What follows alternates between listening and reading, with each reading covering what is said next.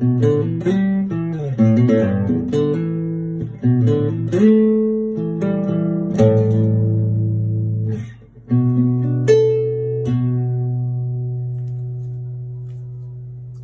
vierges.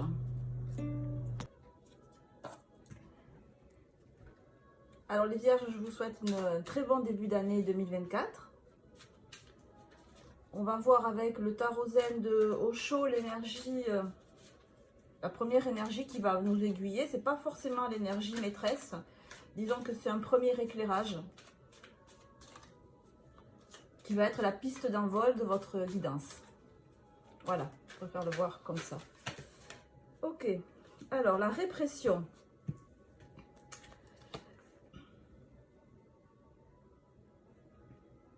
Donc avec la carte de la répression, on est vraiment dans une énergie où on essaye tant bien que mal de garder la tête hors de l'eau, alors qu'intérieurement, on est recouvert, on est comme un tsunami ou plusieurs tsunamis qui nous tirent vers le bas.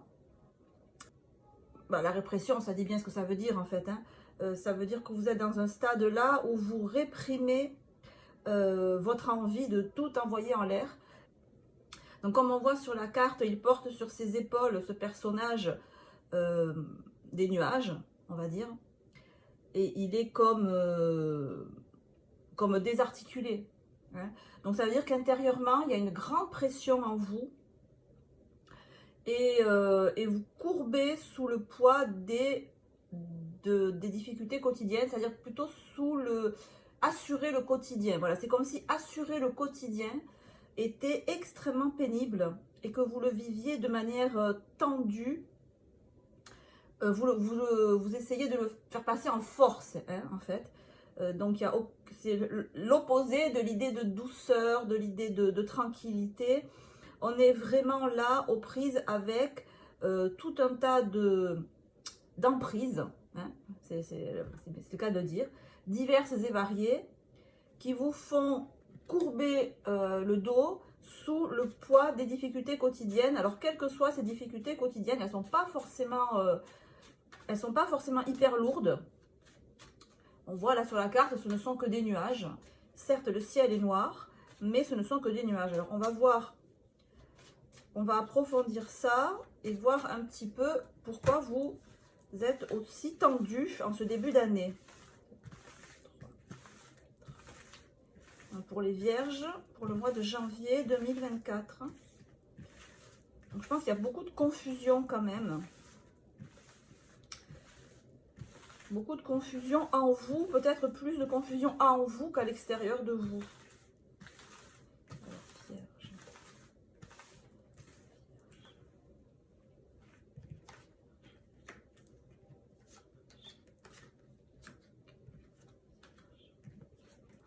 Alors, quelque chose. Ah oui, voilà, c'est bien ce que je sentais. Il y a beaucoup de confusion en vous, à l'intérieur de vous, puisque vous avez sur vous l'amoureux inversé, qui nous montre qu'effectivement, soit vous avez des décisions à prendre et vous ne savez absolument pas à quel sein vous vouez. Hein, en gros, c'est ça, puisque c'est Cupidon ici. Donc, on est dans la sphère émotionnelle. Donc, soit vous avez des décisions à prendre ou des choix à faire d'ordre sentimentaux, ou alors sur des orientations professionnelles, par exemple, ou matérielles, mais qui vous tiennent vraiment à cœur. Et on voit que la situation que vous avez en face, c'est le pape. Donc, ça montre bien ce que je disais tout à l'heure, c'est-à-dire que extérieurement, vous avez affaire à une situation posée. Donc, que ce soit, si c'est du matériel, c'est que votre vie professionnelle, elle est stable. Elle est entre de bonnes mains, j'allais dire, elle est sur de bons rails. C'est une idée c'est carré, c'est légal, c'est ordonné, c'est protégé. C'est tout ça que ça nous dit le pape. Mais par contre, vous, effectivement, avec la lune inversée, donc la lune, c'est ça, c'est l'inconscient, c'est toute cette confusion intérieure que vous essayez de réprimer. Alors peut-être que vous devez garder la face au travail, Et du coup, vous réprimez, vous n'extériorisez pas toutes ces interrogations que vous avez en vous, et de ne pas les extérioriser, ben forcément, ça vous fait tout prendre sur vous, et ça crée ces tensions. Alors, on voit en première intention, là, l'impératrice qui nous dit que la situation va évoluer, qu'elle va évoluer rapidement, qu'elle va évoluer de manière croissante, de manière exponentielle, et que, donc vous voyez, ça contraste vraiment entre votre état intérieur et les situations extérieures et le résultat immédiat. Vous êtes vraiment au 400 coups à vous faire un sang d'encre, à vous prendre la tête, à vous mettre la rate au courbouillon, à vous faire passer par tous les stades de l'enfer émotionnel et intérieur, vraiment, parce qu'on est dans le 10 et dans le feu, donc on est au maximum de ce qu'on peut faire de tension, de contrariété, de mauvais sang, de tracasserie, on est au maximum.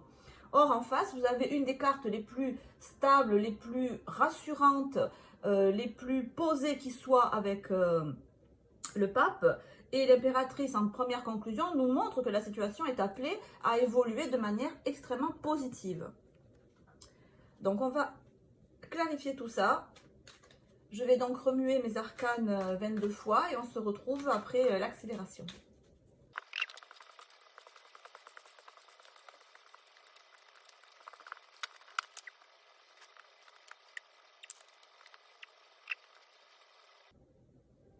Avec ce nouvel éclairage, on va aller un petit peu plus loin. On voit effectivement que vous avez une décision à prendre avec cet as d'épée à l'endroit. Je ne pense pas que vous ayez du mal à prendre cette décision. Parce qu'on le voit là, il est franc, l'as d'épée.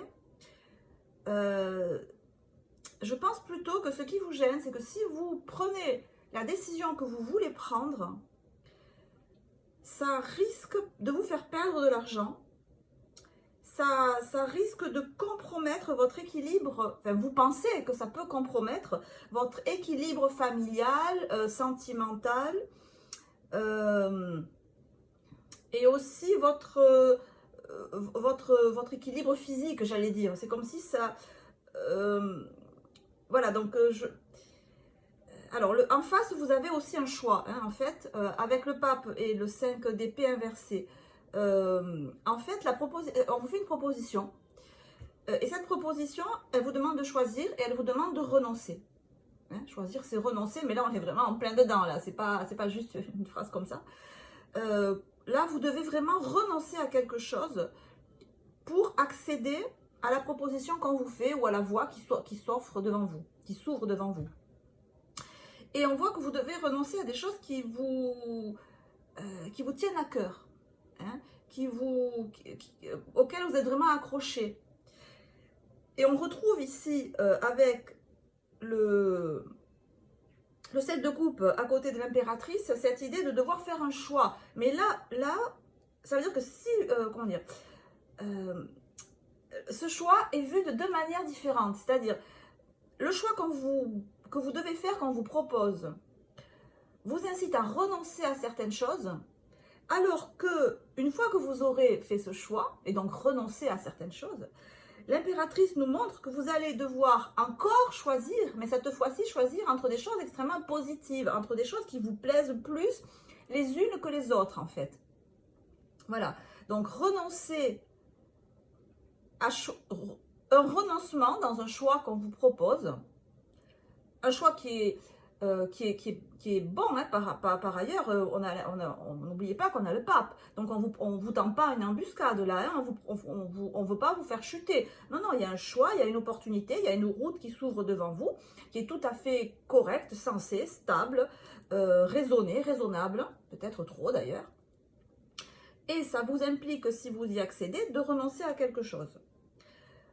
Mais par la suite, on voit que ça va vous permettre de choisir entre des choses qui vous parlent peut-être davantage, des choses qui vous motivent peut-être plus, hein, parce que l'impératrice, elle est plus dans l'action brute, un début d'action, alors que l'empereur, il est plus sur l'action à long terme et le côté raisonnable et raisonné. Et on voit avec le 2 de denier que vous cherchez un équilibre en fait. Et que je pense que vos craintes, c'est de choisir une voie qui vous tient à cœur, qui vous dit « Waouh, c'est super, c'est enthousiasmant, allez, on y va ». Mais que au bout du compte, ça soit une autre boudin, quoi, et que ça donne rien de très concret, et que vous ayez perdu quelque chose d'important, comme nous montre ici le 7 de denier, et qu'au fond, vous ayez renoncé à quelque chose qui aurait pu soit vous rapporter pas mal d'argent, soit vous permettre d'être à l'aise et confortable matériellement. Alors si c'est pas du financier, ça peut être un confort matériel dans sa maison, un confort de vie. Si c'est au point de vue santé, ça veut dire on se sent bien dans son corps, on est à l'aise, on maîtrise toutes ses capacités physiques.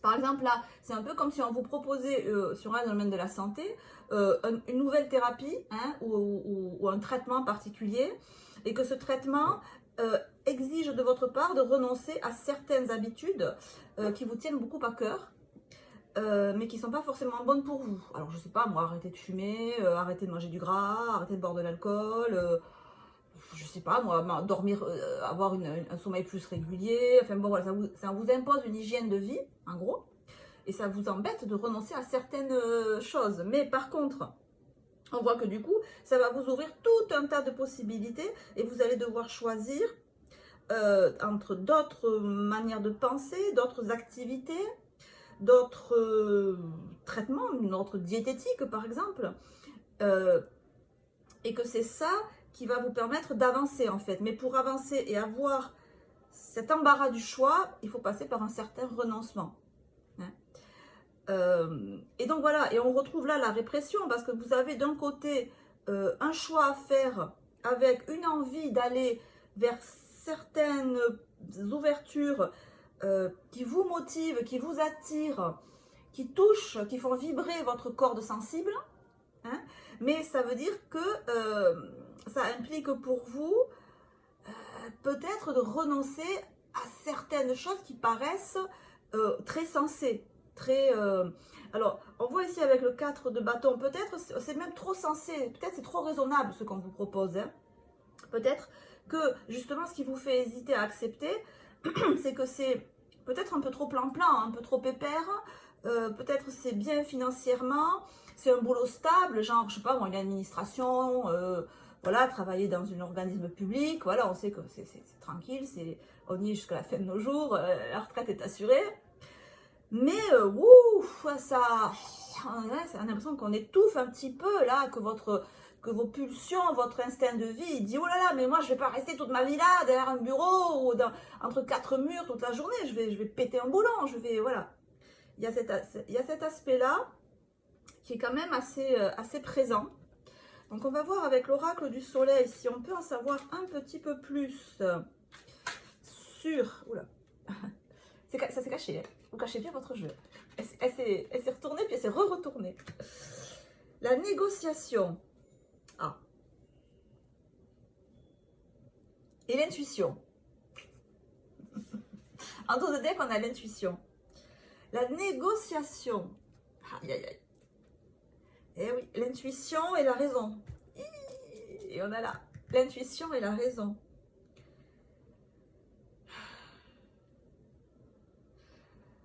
La négociation. Ben, on le voit bien, ce personnage-là, qui essaie de trouver l'équilibre entre plusieurs propositions.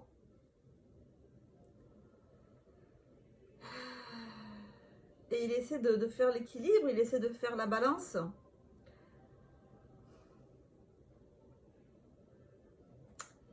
Alors on y est là, oui, certes, il négocie. Alors peut-être que ça indique que vous devez aller vers la proposition qui vous est faite, parce qu'on a quand même le pape là, et négocier. Négocier quelque chose qui serait plus dans vos cordes, qui serait plus conforme à ce qui vous fait vibrer en fait, à ce qui vous fait vous sentir vivant, à ce qui vous fait...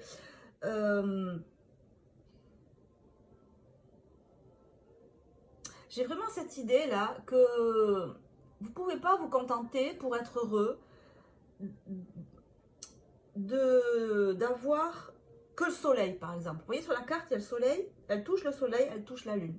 On pourrait se dire, mais le soleil c'est bien, c'est le côté lumineux, c'est le côté chaud, c'est le côté vibrant, c'est la vie, et la lune c'est pas bien. On pourrait dire, ben, dans ces cas-là, c'est mieux de se consacrer au soleil qu'à la lune. Mais non, en fait, ce dont vous avez besoin, c'est d'être autant dans l'ombre que dans la lumière, j'allais dire. Voilà. Si on vous propose un métier, une activité ou j'en sais rien moi, où vous êtes que dans l'ombre, que en arrière-plan, vous serez frustré.